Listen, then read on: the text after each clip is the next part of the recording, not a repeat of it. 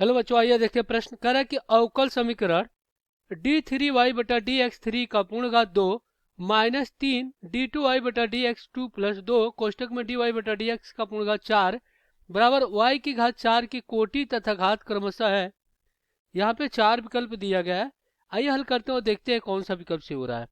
तो सबसे पहले तो हम क्या करेंगे, मुख्य अवधारणा लिखेंगे। मुख्य अवधारणा, तो ये क्या होगा इस प्रश्न के लिए। तो देखिए, कोटि और घात हमें बताना है।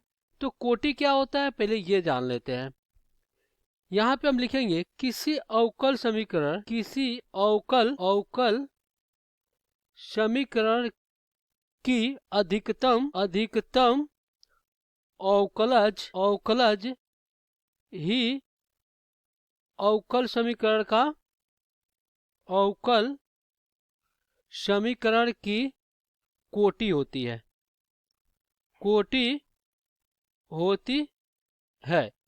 और अगर बात करें घात की, तो घात क्या होता है, उच्च अवकलज, यानी कि अधिकतम अवकलज की घात ही उस अवकल समीकरण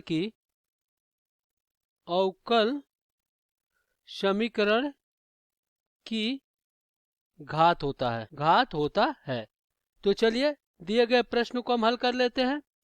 तो यहाँ पे जो हमारा अवकल समीकरण दिया गया है, ये दिया गया है d3y और बटा में dx3, और इसके पूरे के घात कितना है 2, और माइनस 3 d2y बटा dx2 प्लस 2 dy बटा dx और इसके पूरे की घात 4 बराबर में y की घात 4 है। ये हमारा समीकरण है।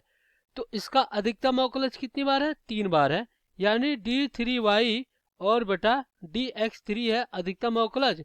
तो इसकी कोटि क्या हो जाएगी, कोटि 3 हो जाएगी। अब घात की बात करते हैं। तो देखिए इसका अधिकतम घात, देखिए अधिकतम अवकलज की घात, तो अधिकतम अवकलज की घात कितनी है, 2 है। तो इसकी घात कितनी हो जाएगी, इसकी घात 2 हो जाएगी। तो इसकी कोटि और घात कितनी हो गई, 2, 3 और 2 हो गई। तो ये आपका उत्तर हो जाएगा। विकल्प में देख लेते हैं। तो देखिए विकल्प यहाँ पे डी सही हो जाएगा। आशा करते हैं बच्चों ये प्रश्न आपको समझ में आया होगा। धन्यवाद।